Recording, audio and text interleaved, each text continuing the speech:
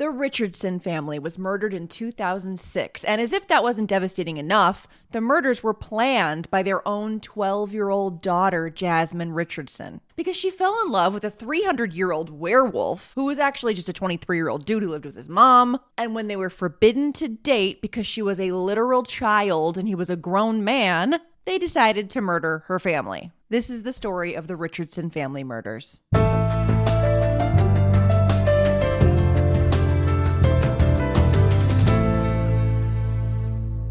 If you're new here, my name is Elise. Today, you're going to see Elise clean and talk about true crime. I love to listen to true crime while I clean and do my chores. So because those are my two loves, I've merged the two. And every week, I post a new motivating whole house cleaning video while at the same time, I talk about a true crime story that's interesting to me. So, cleaning and crime. If the cleaning footage is too distracting for you, or if you just prefer to listen rather than watch your true crime, you can find the Cleaning and Crime podcast wherever you find your favorite podcasts. If you just want to watch the crime story video only, you can find the crime only bonus video version of today's story also on my YouTube channel. So I'll put a link for that in my description box below my face, and I'll put a link above my head. But if you're here for the regular old cleaning and crime, you're in the right place. Let's get into the story, and I am so sorry for the unexpected break that I took. It was unplanned, but it wasn't for any bad reasons. And if you super don't care about my upload schedule or my personal life, totally get it. Feel free to skip ahead. If you missed it, not only did we go out of town to visit family and I got behind, then when we came back, I was super behind on all my chores and all my yard work and on cabin work. Also, my daughter is home for the summer from school. And on top of that, I accidentally got a new job. I've been a stay-at-home mom, if you don't know, and I was planning on going back to work and starting to apply in the fall. But it just so happens, and I work in the dental field if you're curious, but it just so happens that a dental office in my town was hiring. So I'm like, I'm just going to apply. There's no way they were going to hire me, but they hired me. But I just did a full 40-hour work week, basically for training. So that's why I haven't been able to upload, because it's just been a little crazy adjusting. And I'm part-time for the rest of the summer, and then I'm going full-time in the fall when school starts. Today, obviously, you get a video, and then you're going to get another video in 2 weeks, because I'm going to cover the highly requested Fritzl case, which even if I wasn't working, I would need 2 weeks for this one, because it's a huge case. And then hopefully in August, I can get back to my weekly upload schedule, but I will keep you posted on that. So for July and August, just give me a little bit of patience and grace while I figure out my new schedule of work and research and editing and everything all at once. So I'll keep you posted. And while we're talking about me updating you, feel free to follow me on Instagram, because I've decided that from now on, with every episode, I'm going to make an Instagram post. It's going to contain all of the photos that I typically put in the YouTube video. So if you're, for example, listening to the podcast version, you usually don't get to see the photos. And I will always post updates on the YouTube community tab, but I'm also going to post on Instagram. So that's a nice place for everyone to come together, get updates. You can leave me comments, ask me questions. We can discuss the cases. So right now, along with this episode, there is an Instagram post up. So feel free to head over there and check that out and follow me. And that's a great place for you to stay updated if you want more updates than normal. Now, on to the crime. Heads up, this episode does contain the murder of a child. So super tough, obviously. So I will give you a heads up right before I talk about that part. So in case you want to skip ahead, you'll have a chance to do that. So if that doesn't set the tone for today's story, I don't know. Our story takes place in Medicine Hat, Alberta, Canada. And since I took some time off, I took that opportunity to read a book about this case. And I am not a good reader, and I read the entire book from cover to cover. So that should say something. If you're interested in this Richardson family murder case, I highly recommend this book. It's every detail you could ever ask for, and it's really well written. So Runaway Devil. I'll put the info in the description box. But because I read the book, I have a ton of information for you today, so let's go. On April 23rd, 2006, a 6-year-old boy named Gareth was running next door to go play with his best friend and neighbor, 8-year-old Jacob Richardson. Gareth was actually supposed to spend the night at Jacob's the night before, but his grandma actually scored tickets to the big championship hockey game that was in town. And it was the game everybody was talking about, so that wasn't really something he could miss. So instead of the slumber party, he went to the hockey game with his grandma and planned to meet up with Jacob the next morning. He knocked on the Richardson's door, but got no answer. He saw the cars in the driveway, so he was pretty sure everybody was home, so he started peering in the windows. And when he got to the basement window, he saw too much. Gareth ran back home and told his mother, "Mommy, there's bodies at Jacob's with blood on them. I saw them through the basement window." His mom, Sarah, obviously stopped in her tracks. Like, that's not what you expect your 6-year-old to say, and that's certainly not something a 6-year-old would just lie about. So they both ran back next door to double check, and sure enough, when Sarah looked in the basement window, she saw what appeared to be her neighbor, Mark, lying face up on the basement floor in nothing but black boxers, covered in blood. And it was obvious that he was not moving, and his arms were still outstretched, frozen in what seemed like a defensive position. Then she saw Deborah, Mark's wife, laying nearby, partly behind the couch from her view, and she was lying awkwardly, half on her side, half on her back, also covered in blood, also not moving. They ran back to their house, and Sarah immediately called the police, and all she could think about was how Gareth was supposed to spend the night there the night before.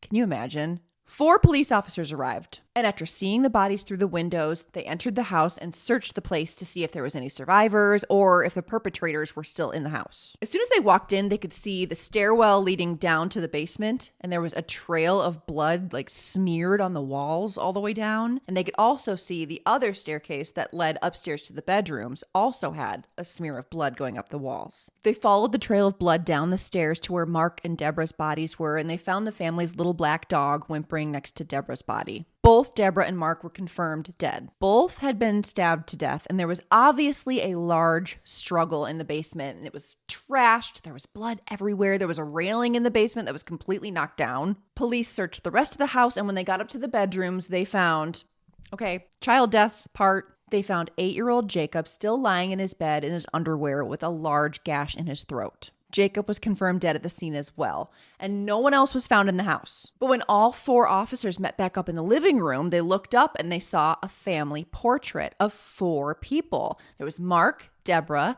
Jacob, and a daughter, 12-year-old Jasmine, who was nowhere to be found in the house. So immediately they were like, oh my God, she must have been kidnapped. So immediately an Amber Alert was sent out, and the search was on to find this missing 12-year-old girl. But little did they know, it was Jasmine who was the one that planned the murders. And she was 12. So let's go back. Let's get the backstory. So up there in Medicine Hat lived the Richardson family. Mark and Deborah met at the gym in 1990, where they had some classes that were geared toward people in recovery from substance abuse. So Mark and Deborah had both attended Narcotics Anonymous, and Mark identified his trouble with addiction really early on, and he was not even 23 yet when he joined a 12-step program to get clean. But both of them did the work. And when they met in 1990, they were both sober, living their best life, and they just fell in love immediately, and they were so excited to start this next chapter of their lives together. And they got married right away in 1991. Mark was described as a bear of a man, good looking, with dark hair and a thick, dark mustache.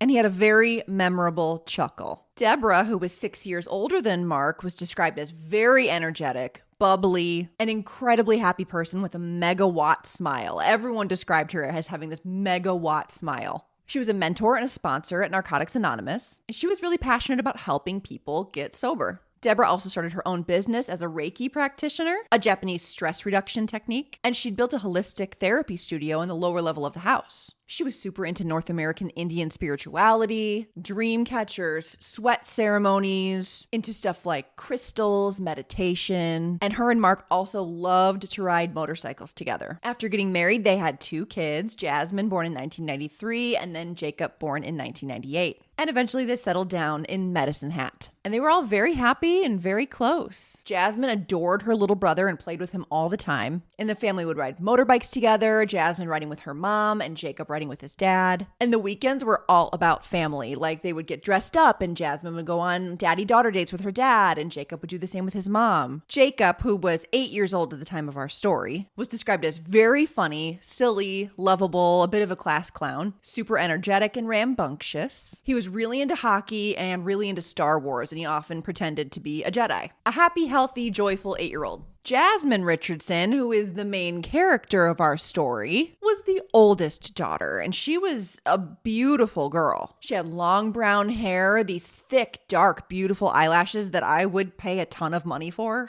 She had a lot of friends. She was really well adjusted. She was doing great in school. She was on the honor roll at her Catholic school. And even though they moved to Medicine Hat when Jasmine was in 5th grade, she had no trouble making new friends. Normal kid, 0 red flags. Her bedroom was pink and soft and girly and totally stuffed with stuffed animals. But around 6th grade, Jasmine's friends said she started really questioning the teachings of the Catholic school they attended. And Jasmine started getting much more interested in the spirituality that her mother was interested in. Suddenly, Jasmine was super interested in Wicca. She even used electrical tape and made a big pentagram in her bedroom out of it. So it was very stark contrast between that on her wall, like surrounded by stuffed animals on shelves. But it seems like the family was happy and loving and supportive and great. So what happened? Puberty. Well, and the internet. Okay, so here's the deal with Jasmine, okay? When Jasmine was 11, the inevitable puberty hit. She's completely skipped over the awkward phase, you know? Like, my awkward phase was like 4.5 years long.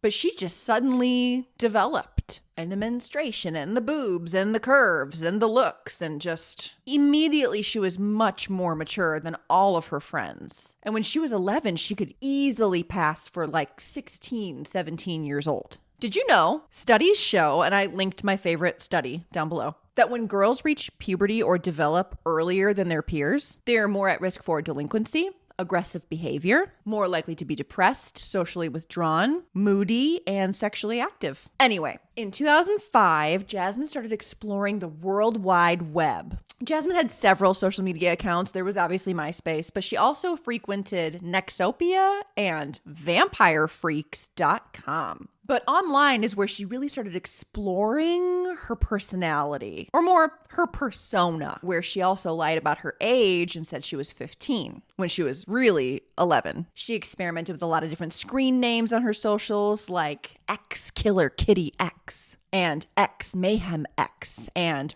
Runaway Devil, which is the one that would stick, and became the name of this book about her. So Jasmine's online persona was super goth, lots of dark and creative eyeliner, all black clothing, and she even posed in like black and white selfies holding fake pew-pews. She listed her interests on her socials as things like piercings, scarification, unnatural hair colors, tattoos, Wicca, hatchets, serial killers, blood, moonlight. You get it. And she also listed her heroes as Jeffrey Dahmer, Chris Angel, Marilyn Manson, Danny Filth, the lead singer of Cradle of Filth, and Batman. She really paints a picture. Soon the online persona went real world. She eased into it, but over the next couple of months, she went full goth. She was wearing tons of black, doing her hair differently, lots of dark makeup, fishnets, chains, which that's all great. But she went to a private Catholic school. So soon she was getting in trouble for dress code violations. But she was still doing well in school, like her grades didn't drop at all. She was just getting a little bit rebellious. Now, Jasmine's parents obviously noticed the change in their daughter, and they were paying attention. She was just experimenting with fashion. She wasn't hurting anyone. So her parents weren't really intervening that much, but they were paying attention. However, boys were also paying attention. Jasmine had just turned 12. Some sources say she was still 11. Other sources said she had just turned 12, but young. And she started dating a 16-year-old boy named Devin. And she met Devin at the mall where all the goth kids hung out. So Jasmine's parents went from just paying attention to, oh shit. And at first they were like, you can't date a 16-year-old. But Jasmine held her ground and she was like, I am though. So Deborah said, well, the only way I'm going to let you date this older boy is if I meet him. So Deborah, Jasmine, and this Devin boy went out for tea. And Deborah just freaking grilled him and asked him a million questions. And Jasmine was humiliated. Now, Jasmine and Devin, I guess, weren't that serious anyway, and they broke up shortly after that. But the whole experience taught Jasmine, okay, if I want to date older boys, it's best if I keep it a secret. So Jasmine spread the word throughout her friends, and when older boys wanted to call the house to chat with her, they would have one of Jasmine's girlfriends call the house first. And when the phone got passed off to Jasmine, then the friend would pass the phone off to the older boy that wanted to talk to Jasmine. It was also around this time that Jasmine started frequenting the school guidance counselor, telling the counselor that she hated her home life and wanted to be put into foster care. But after spending some time with her, the guidance counselor realized, okay, so there's no violence in the home. You're not being abused. You just don't like your parents' rules about dating? Yeah, I hate it there. There's too many rules. That's not how it works. Outside of school, there were some venues in the area that did like punk rock and alternative shows that were all ages, usually geared toward teenagers. So Jasmine would go with her friends to these shows. And of course, they loved to hang out at the mall. Deborah and Mark were concerned that Jasmine was hanging out with older guys at the mall, like her friends that were 19 and 20, Raven and Trenchcoat. While at the mall, Jasmine was introduced to Jeremy Allen Steinke, and the two hit it off right away and started talking. Oh, and by the way, Jeremy's 23 and she is 12. No, sir. Now, he didn't know how old she was at first, but by looking at her, he thought she was 16. Still not great. Soon they were meeting up at the mall and they were going to the all-ages punk shows together, and they spent a ton of time talking over vampirefreaks.com. And on Valentine's Day, 2006, Jeremy wrote Jasmine a poem and asked her to officially be his girlfriend, and she said yes. So who is this Jeremy guy? Jeremy Allen Steinke had a rough home life. He was heavily bullied in school. His last name was Steinke, so all the kids called him Jeremy Stinky. He had an abusive alcoholic father who would whip him with a belt and drag him by his ears when he was as young as 2. When his dad left, Jeremy's alcoholic mother had a revolving door of boyfriends that were also abusive to Jeremy and to his mother. As he got into middle school, he developed anger issues and trouble with authority figures. Jeremy had ADHD and was really hyperactive, and he really struggled in school, and he ended up dropping out 3 months into grade 10. In his early teens, Jeremy started drinking and smoking marijuana. Jeremy's mother said she didn't mind his daily marijuana use because it calmed him down and he was easier to deal with and was much less hyperactive. When Jeremy was 15, he attempted suicide, telling his mother he wished he had never been born. And later that same year, he got so drunk that he passed out outside and had to be hospitalized for hypothermia. In the fall of 2004, Jeremy started trying to get his life on the right track and enrolled in the community college to get his GED. But when he came home for Christmas, he found out that his great-grandparents had both passed away, and he was really close with them, and he said he was so devastated and so upset by the loss, he couldn't go back to school. So he dropped out and stayed with his mom in her trailer in Medicine Hat. But also in 2005, Jeremy was really finding himself, and he discovered the goth community, and he got super into it. And he found popularity and camaraderie and like-minded people. And the younger kids in the goth community, especially at the mall, really looked up to Jeremy. And that's where he met Jasmine. Even before Jasmine, Jeremy dated younger girls. When he was 20, he was dating a 17-year-old girl, and his friends said that every girlfriend after that just kept getting younger and younger. Now, in addition to the goth lifestyle, Jeremy got super into heavy metal. And he got super into Lycan mythology, probably thanks to the underworld movies. And online and when making new friends, Jeremy would tell people that he was actually a 300-year-old werewolf. And he started wearing a vial of human blood around his neck. And he told people that he liked to drink blood. A friend of Jeremy's said that he even saw Jeremy cut his hand and lick the blood and drink it. Jeremy would also tell friends to be very careful around him at night and to never hang out with him on a full moon because he would rip them from limb to limb and eat them.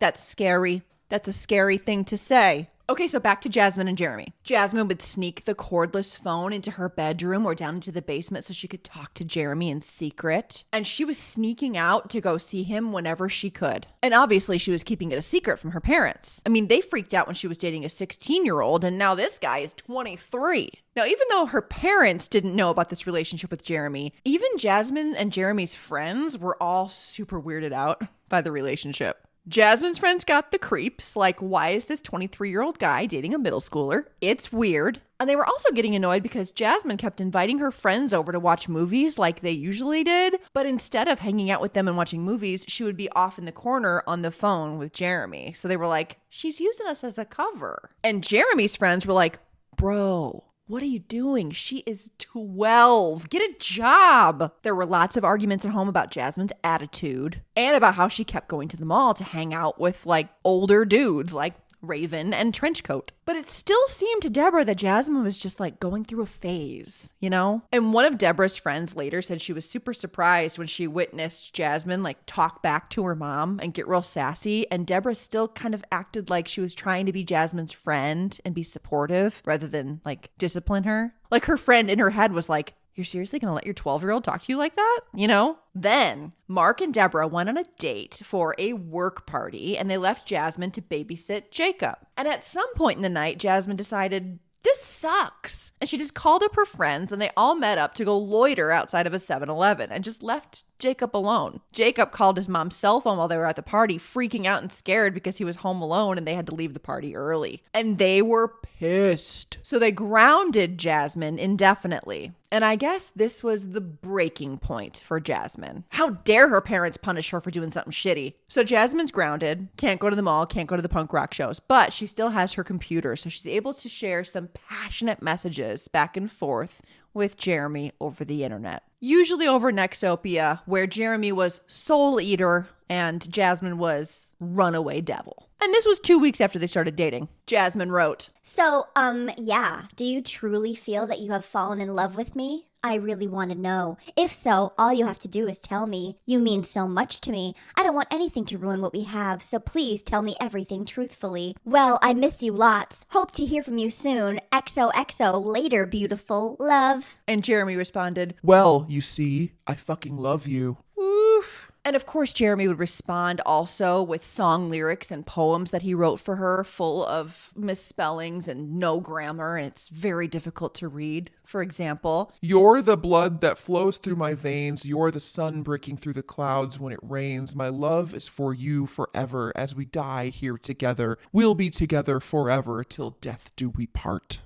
4 out of 10. So anyway, barf-tastic. But even though Jasmine had computer access and was using the internet, Deborah and Mark were monitoring her internet activity. And they were growing worried at how it appeared she was communicating with much older guys, and with how dark and macabre her social media pages were looking. So Mark actually took Jasmine's computer to a local computer store and asked the guys at the store to help him hack into Jasmine's private social media accounts and email accounts, because he was worried that older men were taking advantage of his daughter. But no one at the store could help him do that. So Mark and Deborah just decided that it was best for the time being to take away her computer altogether. So they boxed it up and took it away. Jasmine was pissed. She told one of her friends, quote, My mother treats me like a kid. I can't even stand to be in the presence of her anymore. How do I get her to listen to me? And her friend told her, get rid of Jeremy. You should cooperate with your mother and do as she says. And Jasmine was exasperated and said, God, you sound like my mother. if only she would have listened to that friend. Now, even though she was forbidden to talk to Jeremy and her computer was taken away, she still managed to send him messages using the library computers. And she started sending him some sexually charged messages. Again, she's 12. Like one message said, quote, I miss you an overwhelmingly large amount and love you. And also, I want to bang you. Ha ha ha ha ha ha ha ha, love.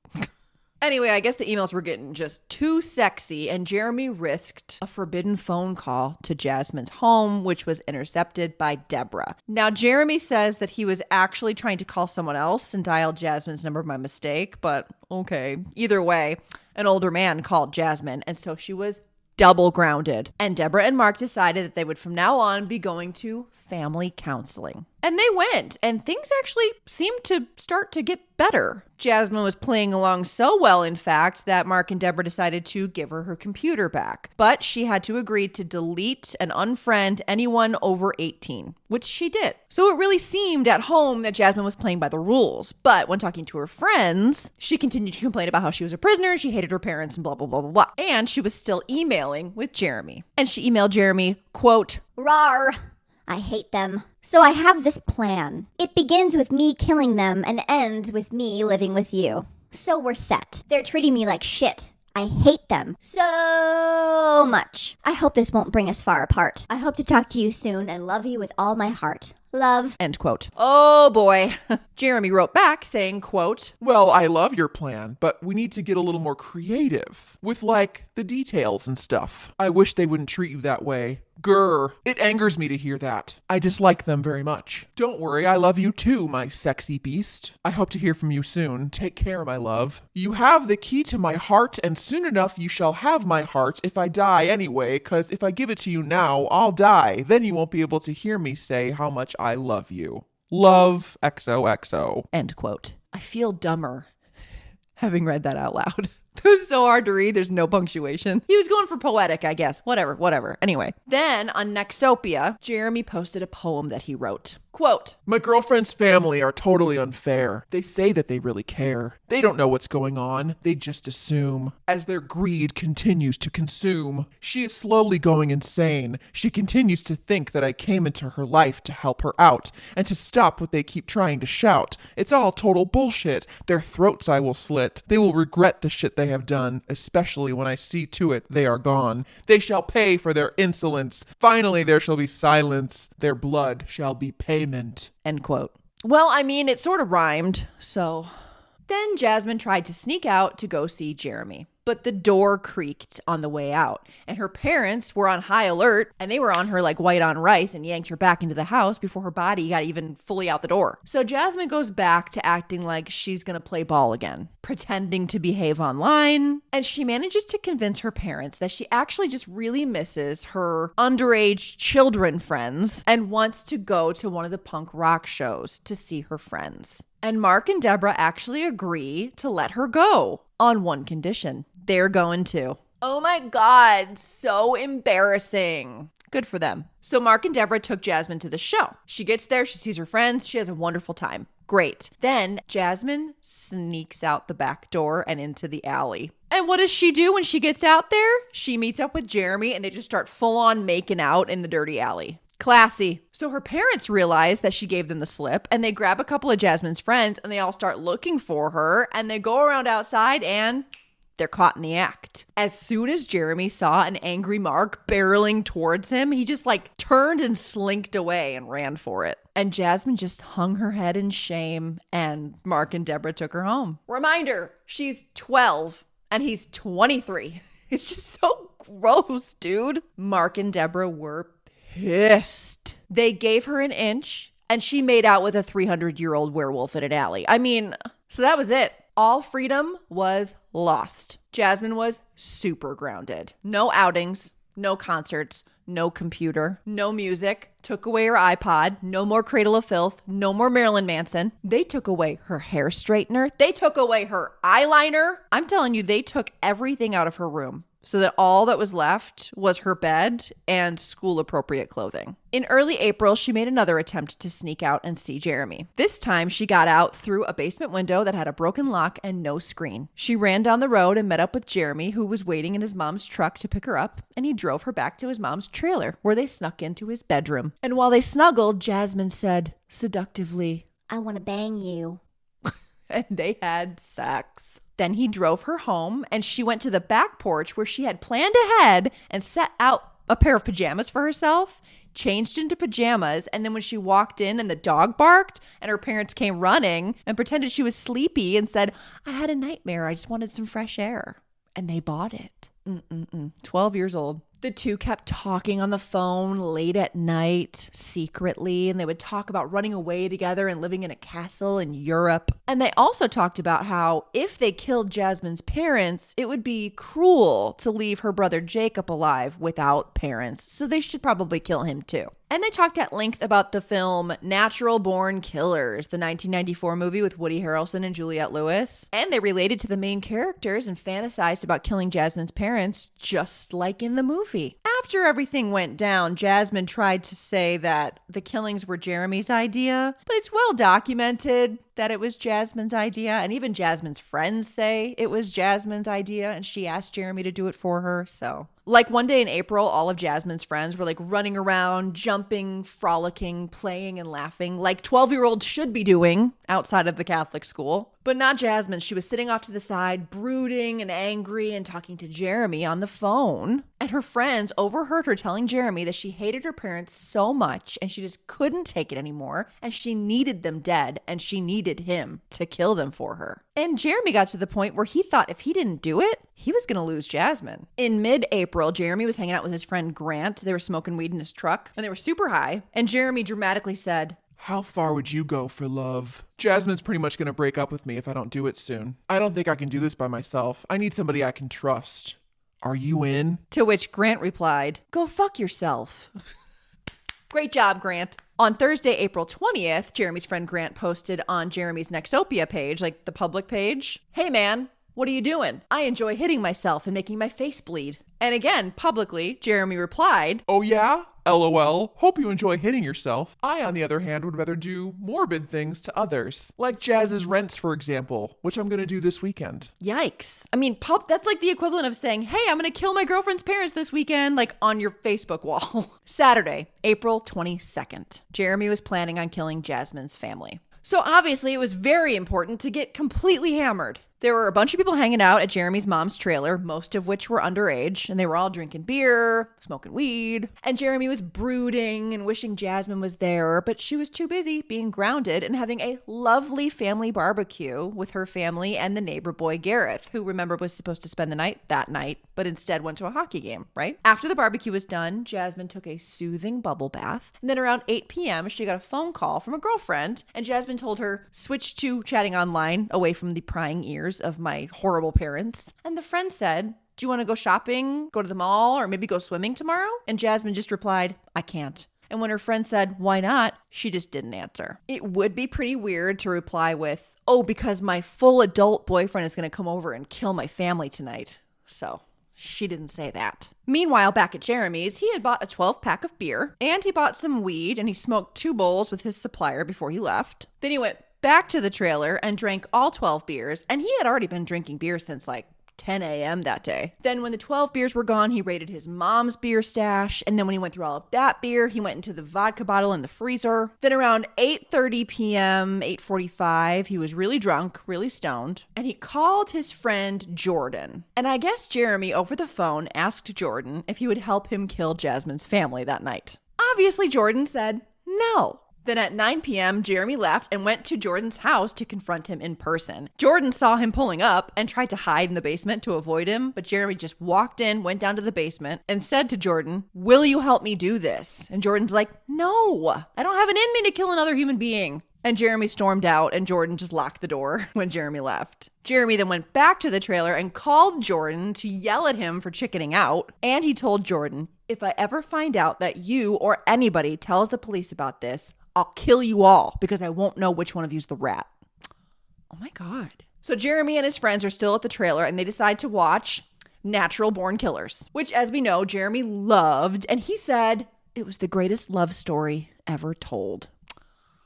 Give me a break. Frodo Baggins and Samwise Gamgee is the greatest love story ever told. Tell me I'm wrong. By the way, they're all still drinking and smoking weed too. So, okay. And they decide in the movie to spare the little brother, who was actually Juliette Lewis's son due to the incest and rape and all that. So they spare the little boy and they tell him, "You're free." And Jeremy yells out to the group, "That's where we're going to be different. Jasmine's going to kill her brother." And he said it so matter-of-factly. And everybody at the party was like, "What the fuck, dude?" I hear so many people ask in this case, like, how did no one call the cops? How did no one keep this from happening when he talked about it all the time? But I feel like every witness that heard them talk about it was either a child, super didn't believe they were being serious, or was super drunk or super high. But afterwards, every friend was completely shocked and really didn't think anybody was going to go through with it. So I don't know. Take that how you will. Around 2 a.m., 2 friends, Mick and Erica, overheard Jeremy in his bedroom on the phone with Jasmine and heard Jeremy say, "Are you sure you want to do this?" Then around 2-something a.m., Jeremy walked out of his room, walked out of the trailer, got in his truck, and drove away. I guess Jeremy couldn't handle killing his 12-year-old girlfriend's family by himself. All of his friends chickened out. Dude, get a grip. And I guess he decided that cocaine. Cocaine was the buddy he needed to help him through this. So around 3 a.m., Jeremy went to his dealer's apartment and asked 18-year-old Cam for some cocaine. Cam was awake, hanging out with his 15-year-old girlfriend, watching Black Hawk Down, like you do at 3 a.m. When Jeremy showed up, they all did a big snort of cocaine, then they smoked some weed, then they drank a bunch of vodka, and then they drank some vampire wine, which is a brand of wine that's marketed toward people that are interested in vampires or identify as vampires. Fun fact, the first 500 bottles made of that particular wine was bought by Alice Cooper. Neato. Then the 15-year-old girlfriend gave Jeremy some ecstasy. And then Jeremy bought 2 more grams of coke before he left and went to a gas station to buy chewing gum because he didn't like it when his breath smelled like smoke.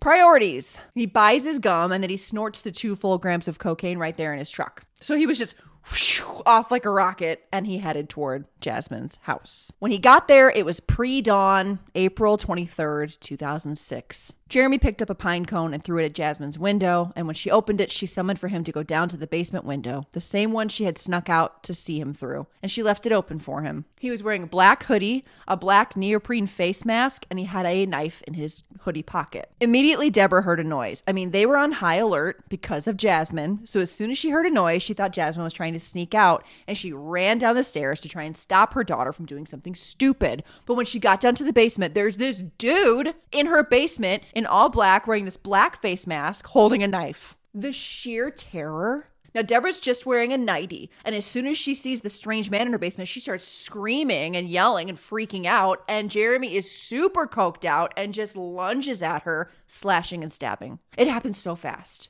Immediately, Mark heard the commotion from upstairs and started running downstairs. As soon as he gets downstairs, he sees the guy in all black, covered in blood and standing over his wife. He looks around the basement in a panic and he sees a screwdriver laying there from a project that got left out. So he grabs that and runs towards Jeremy to defend his family. And poor Mark was only in black boxers. All he has is a screwdriver and he's in this standoff with this crazy coked out guy with a knife. And Mark put up a fight. They were tackling each other. They were screaming. Jeremy was stabbing and slashing wildly. Mark was stabbing Jeremy with a screwdriver. He was choking him. Mark shoved his thumbs into Jeremy's eyes. Jeremy got out from under Mark and tried to run away, but still, despite multiple stab wounds, Mark tripped Jeremy and started strangling him again. At this point, Jasmine's hearing all the commotion, and she comes running downstairs to look. She sees her mother laying, not moving on the ground, and sees this crazy fight going on between her boyfriend and her dad. And she's like, well, I don't want to see this. And she just walked back upstairs. Mark fell defeated and he asked the masked man, who are you? But Jeremy didn't answer. And then he asked, why? And Jeremy yelled at him, because you treat your daughter like shit. It's what your daughter wanted. And those were the last words that Mark would hear. That is so horrible. Deborah had 12 stab wounds, and the fatal wound was the one to the heart. And Mark had 24 stab wounds, and there was no official fatal wound. He just died from massive blood loss. Jeremy was covered in blood, panting, hyperventilating. And as he's walking upstairs, he's dragging his arm along the wall, leaving big blood smears. He met Jasmine in the kitchen, who hugged him and kissed him and told him she loved him. And then Jasmine ran upstairs to the bedrooms. Jeremy waited about a minute before he went upstairs to see where she went. Again, dragging his arm along the wall as he went up the stairs. Okay, heads up, gonna talk about child death now. Jasmine ran into her brother's room and Jacob yelled to her, Jasmine, what's going on? Jasmine ran over to Jacob's bed and told him, shh. Go to sleep. And then she put her arm around him and then put her arm around his neck and then just started squeezing tighter and tighter. And Jacob managed to wriggle out and screamed, what are you doing? And ran out of his room into the hallway. And he ran out into the hallway just as Jeremy was like walking up the stairs, hyperventilating, panting, covered in blood, smearing his arm on the wall.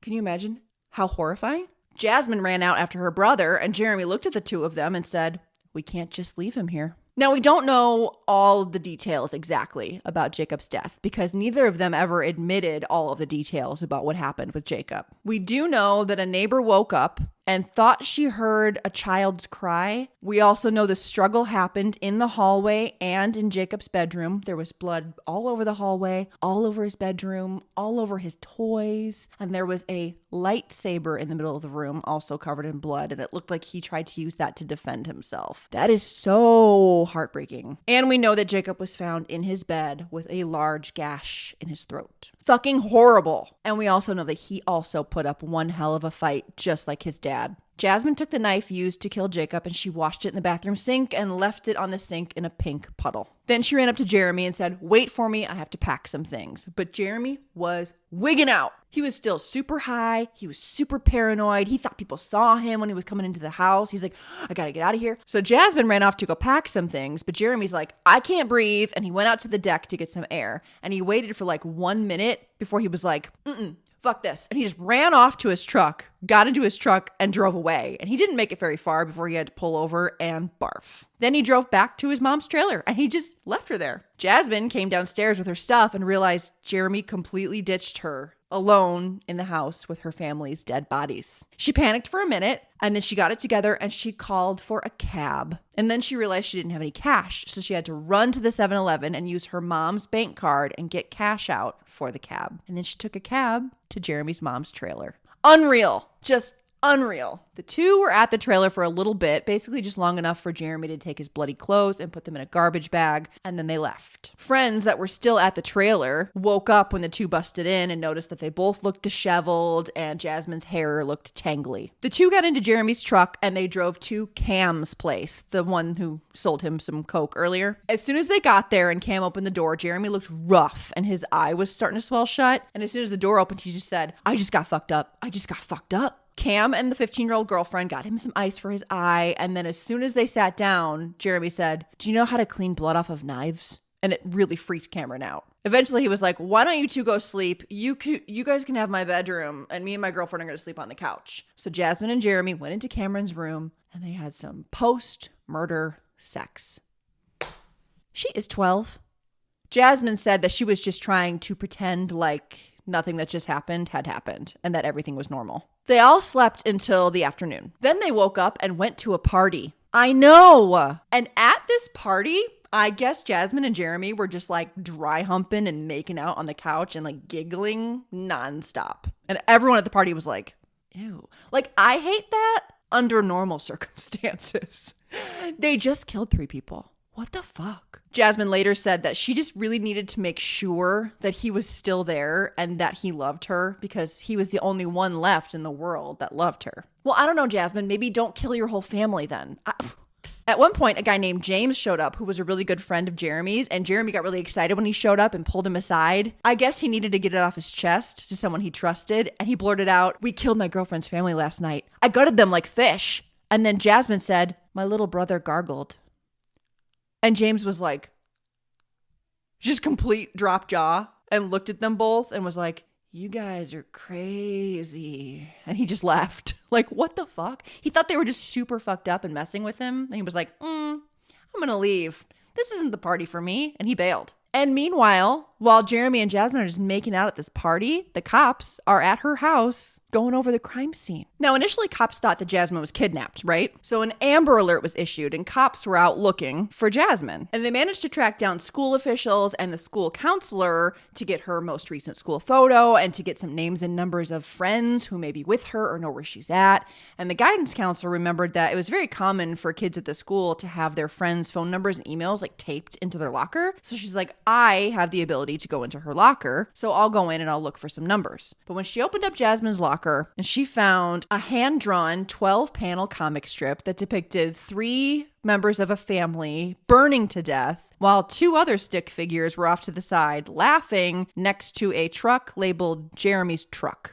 Very covert. Now, as soon as the guidance counselor saw this, she knew who Jeremy's truck was. It was a small town, so she immediately went to the cops, showed them the comic strip, and told them all about Jeremy. Then suddenly, Jasmine went from a kidnapping victim to possibly a murder suspect. Cops had already released Jasmine's name to the media with the Amber Alert. And they posted Jasmine's picture saying, we're looking for this girl. Her family's been killed. Oh, it's so sad, so horrible. Oh no. But then, oops, it's looking like she was a suspect. But in Canada, if a suspect is underage, their name can't be released in the media. So the story went from, we're looking for this 12-year-old girl. Her name is Jasmine Richardson. We're worried she may have been kidnapped. To, a family has been killed. The 12-year-old suspect's name cannot be released due to her age. So it was pretty easy to put the pieces together and realize who the 12-year-old was. And just because regular news anchors and papers couldn't print her name, that doesn't stop bloggers and people on social media. Anyway, James, that guy that went to the party and Jeremy and Jasmine basically confessed to, he was at home when the news came on and showed pictures of Jasmine and was talking about the triple homicide in Medicine Hat. And he put the pieces together and he was like, oh my God, I think they were telling the truth. They really did kill her family. And the friends he was with were like, dude, you gotta call the cops. And he didn't want to at first because he was super high and he was afraid of getting in trouble. But he did. He did the right thing and he called the police. So with the phone call from James saying that Jeremy and Jasmine basically confessed and they're probably still at this party making out, combined with the comic strip, Jasmine and Jeremy were officially suspects and the hunt was on. So the coke dealer, Cam, his 15-year-old girlfriend, Jenny, friends named Casey, Kaylee, Mick, and Jeremy and Jasmine all left the party and they were all going to go to Mick's place to crash in Leader, Saskatchewan. But when they got to Mick's place, Mick's mother came out and recognized Kaylee as a troublesome 13-year-old runaway. And she was like, no, this group, you're all trouble. Mick, get inside. You all get. Leaving the group with very little gas, no money, no food, nowhere to go.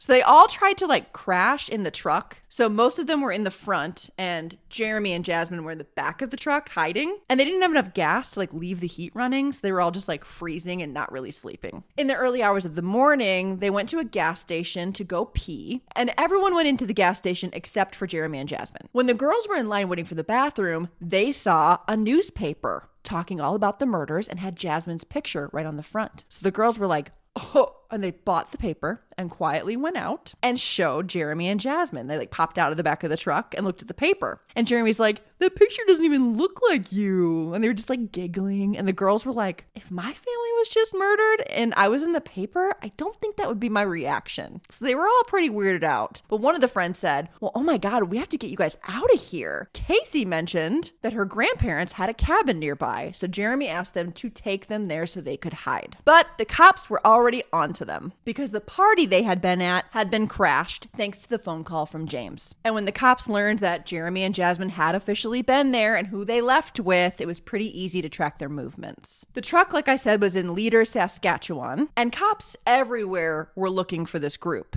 And there just so happened to be a rookie cop sitting in his car across the street from that gas station. And he saw all these kids pile out of the truck, go inside, and then come out with a newspaper, and a couple popped out of the back of the truck. He thought it all looked very suspicious, so he ran the plates and he realized this was the truck that everyone was looking for. They pulled out. He followed them for a little while before pulling them over. He got all the kids out of the truck and then he lifted up the cover that was hiding Jeremy and Jasmine and found them in there with no pants on.